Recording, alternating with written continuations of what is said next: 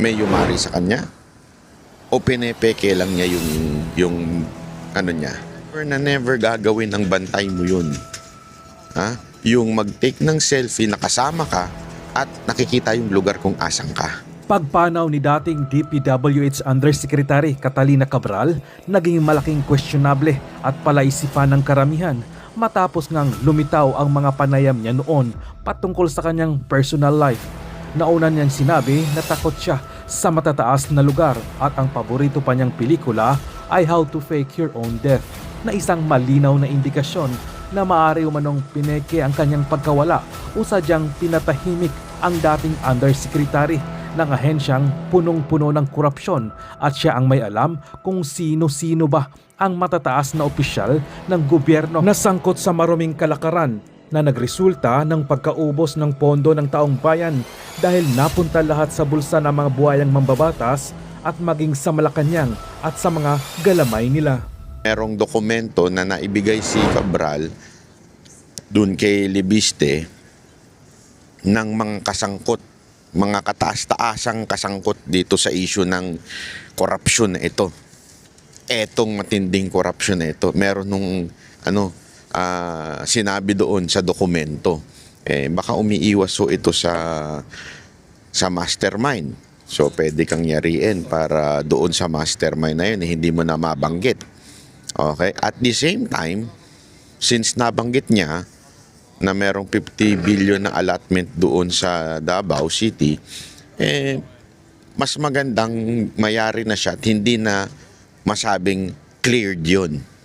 Kasi ibig sabihin, alam mo, madali na mga i-twist ang truth eh. Sasabihin lang, halimbawa, merong lugar, eto nabigyan ito ng lugar na ito ng allotment na ganito.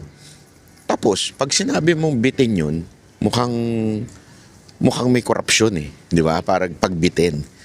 Unless, iklaro ng tao na sabihin niya, yun po ay nagamit ng tama. Naalat ito pero nagamit ito ng tama. Ito namang mga yung chick na to, didikit-dikit pa. Bunga nga, lakas-lakas. Ayup. Ito ayusin natin.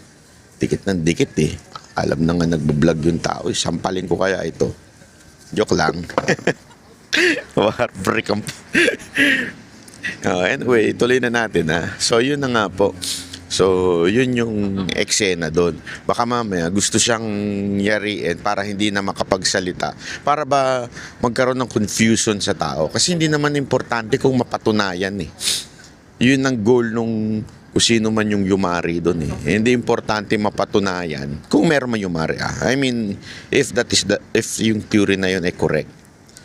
Kung meron man, baka ang intention nun para hindi na makapagsalita ito at kung ano na yung nabitawan niya, ay pwede ng dagdagan ng mga facts like, ninakaw yan.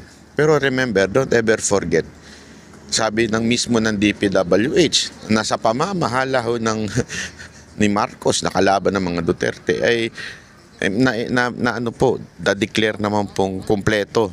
At hindi lang na-declare na kumpleto kasi yung mga ibang lugar na di-declare na kumpleto pero ang totoo hindi naman. Kaya nga may picture na kasamang pinresenta si Pulong eh. So DPWH sabi cleared tapos meron pang pinresenta si Pulong na cleared din. So napakalinaw nun mga kababayan. Cleared po yung kung ano mang project na naandoon. Ngayon, kinukulayan ngayon itong isang hindot na alam natin kung sino yun, yung pinaka pinuno ng DDH. Hulaan ninyo kung sino ang pinuno ng DDH. Die hard Duterte hater. Walang iba kung hindi yung sundalong kanin. Yung walang kwentang talunan na si Trillanes.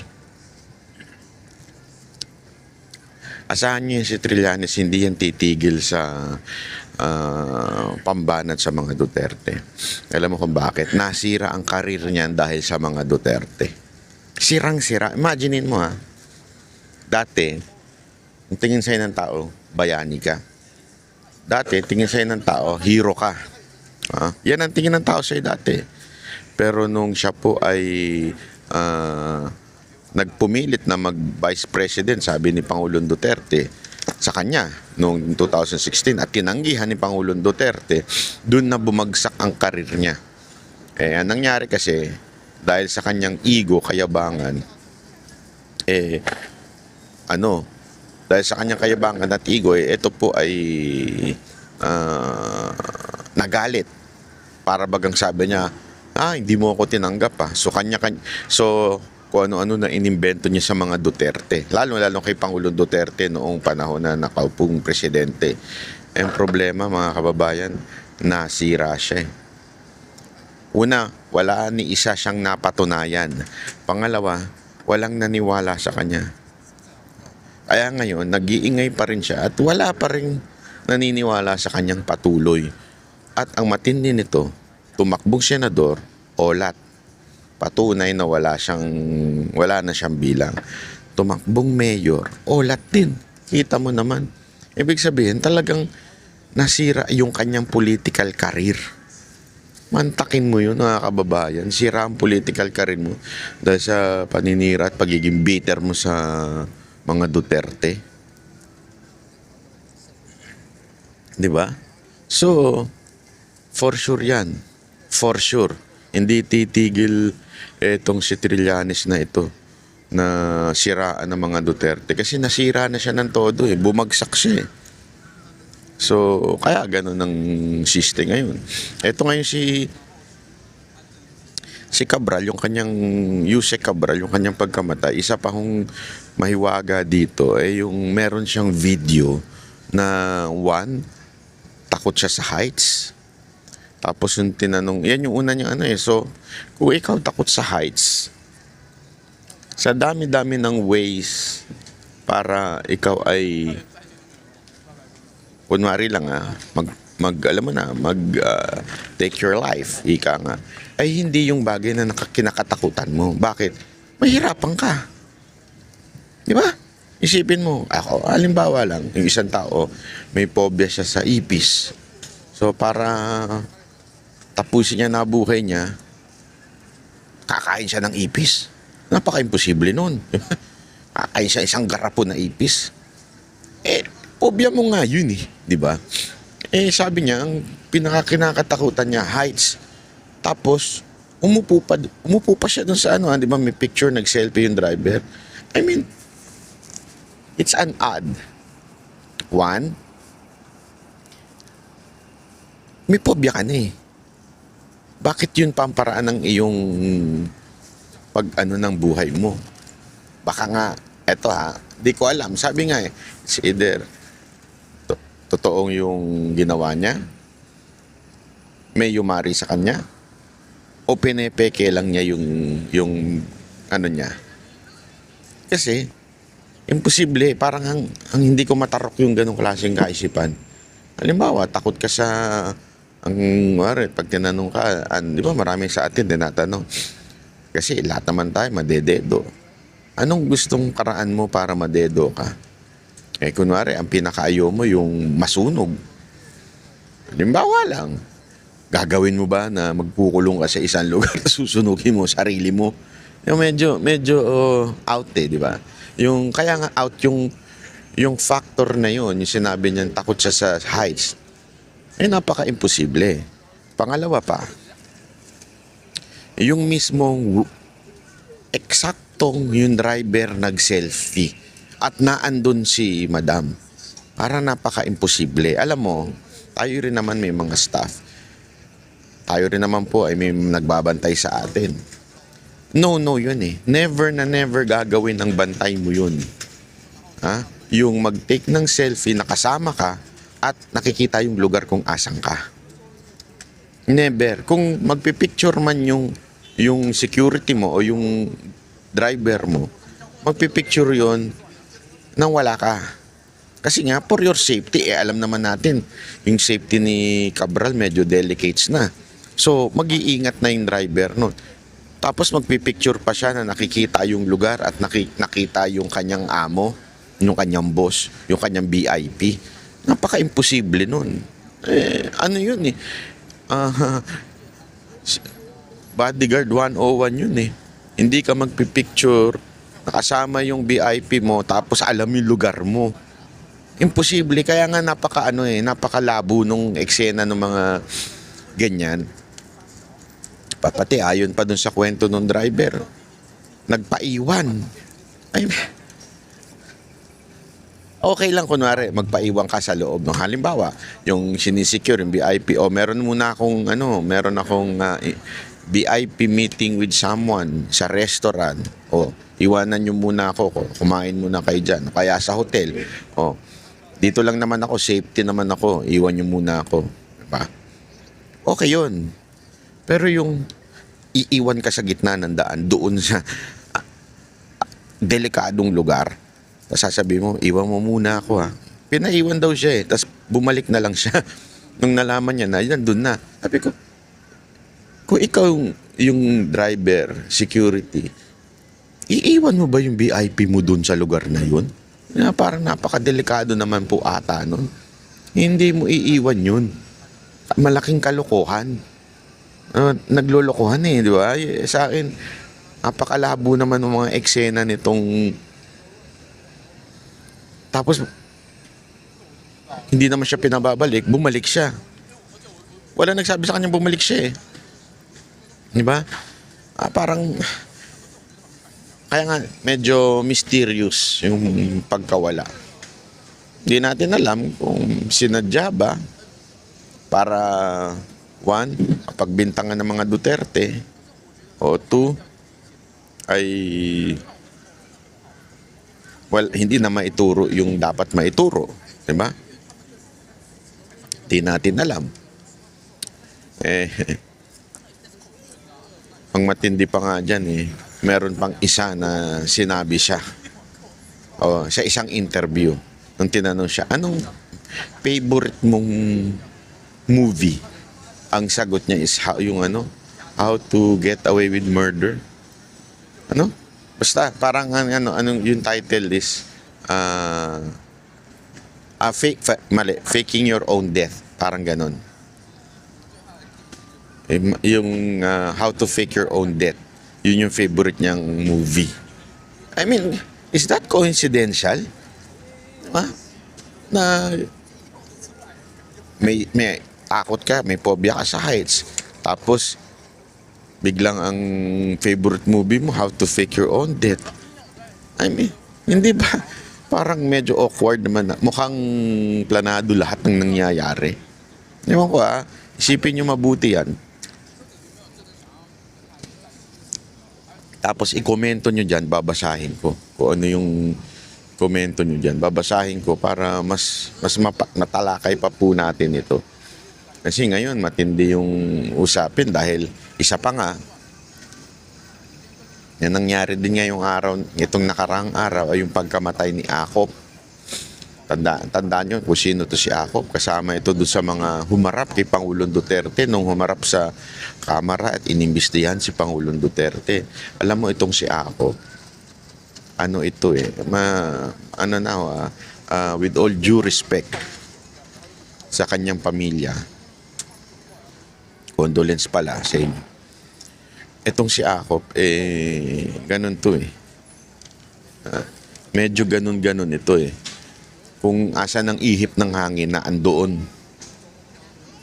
Ang masama nitong nakahuli niyang, masasabi natin, huli niyang eksena sa buhay.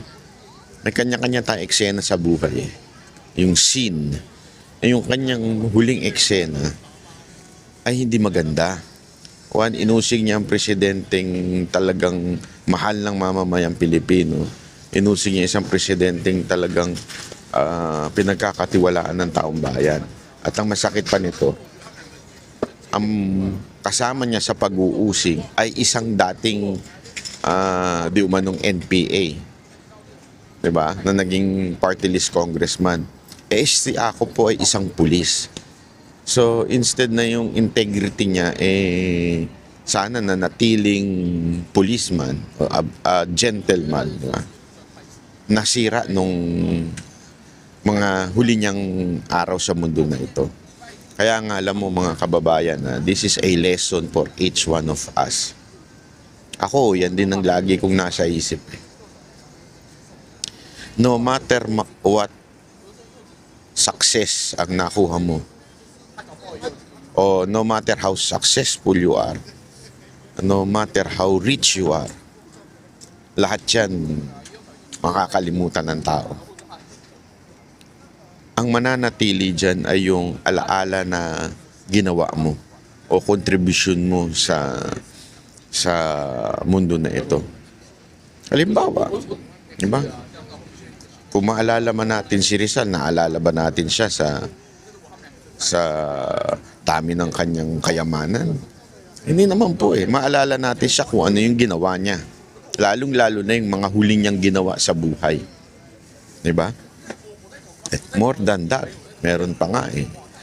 Makakalimutan pa nga yan ng tao. Kaya nga yung mga, halimbawa, yung mga kabataan yun, kalimutan na yung mga bayani natin na nagbuwis ng buhay. Mantakin mo this is something na isipin nyo mabuti. Yung mga bayani natin noon na nakalimutan na ng iba ngayon, itong mga bayani ito, nakipaglaban ito para sa kalayaan sa mga foreign invaders o kalayaan para sa mga mananakop. Diba? Yan po ang yan ang kanilang pinaglaban, kaya nga po sila namatay. Imaginin mo yun, namatay sila dahil doon. Habang tayong mga Pilipino, yung mga tatanga-tanga, tuwan-tuwa na ibinigay ang ating Pangulong Duterte na isang Pilipino sa banyaga. Alam mo, kahit ako, halimbawa, makalaban natin kung sino man sa politika, ako, mas gusto kong usigin dito. Hindi dapat inuusig sa ibang bansa. Dapat tayo ang magbigay ng hustisya. Dapat dito sa hatulan, hindi ho sa ibang bansa. Mali na ibigay mo ang iyong kababayan sa ibang bansa para mausig. Unless there is a war na hindi capable ang ating korte, wala ho, capable. Gamit na gamit nga ang korte ngayon. Di ba? So, ang akin lang, this is something na sana po ay pag-isipan natin, pagmulan-mulayan natin. Etong pagkamatay ni Ako, pagkamatay pa nung si Cabral, at isa pang nakalimutan ko na kung sino pa to, isang namatay. Yung mga kinuha na ni Lord, lagi ho natin tatandaan yung ating ginawa. Yan ang mananatili, yung memory sa atin, especially the last days of our lives. Di ba? Importanteng maunawaan natin yan. Isa pa palang dito, etong Bicol Party List. Wait para mabanggit natin ng tama. Etong party list ni Terry Ridon, ibinulgar na may insertion. Kasi kaya pala to si Terry Ridon, humihirit siya na, bakit hindi nyo ilabas yung dokumento? Ganyan. Para magkaroon siya ng paraan. Kasi yung dokumento, ngayon ay kay Libiste, Congressman Libiste. Sabi nga nung iba, ba't di pa ilabas? Bakit tinatago pa ni Libiste? Kung talagang totoo yan, ilalabas na yan. Tapos narinig ko sa isang interview, kaya hindi pa inilalabas kasi ino-authenticate pa through the office of Secretary Vison.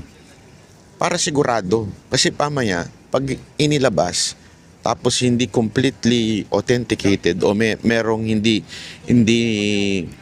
wala sa record o basta hindi na authenticate, baka maaaring mangyari niyan, pasinungalingan pa nitong iba. Okay? Kasi remember, may mga nakasulat na congressman doon. Ang kulit nito ni Terry Ridon na parang kinukulit niya si Libiste na ba't hindi ilabas. Yung pala, yung Bicol Saro Party List po ay may 150 million road project insertion sa Pamplona, Pasacao, Camarines Sur. Mantakin mo Ano pinagkaiba nito kay Pulong? Baka sabihin nyo iba, bakit si Pulong din naman merong Hindi, remember, district congressman si Pulong. Naturalmente, kailangan humingi siya ng pondo. Pondohan nyo itong lugar namin kasi kailangan yung ito. Ganoon lang naman ang ginawa ni Pulong Pinapondohan yung lugar nila para magawa yung project. Ang problema dito, party list ka eh. Wala kang kinalaman sa district, bakit ka nagkaroon ng insertion sa Camarines Sur? Yun yung sinasabi. Ito, yun yung sinasabi ni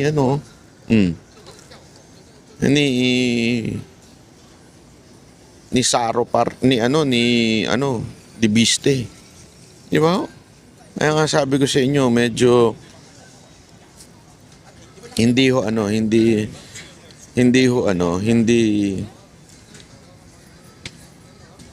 talaga natutulog ang Diyos.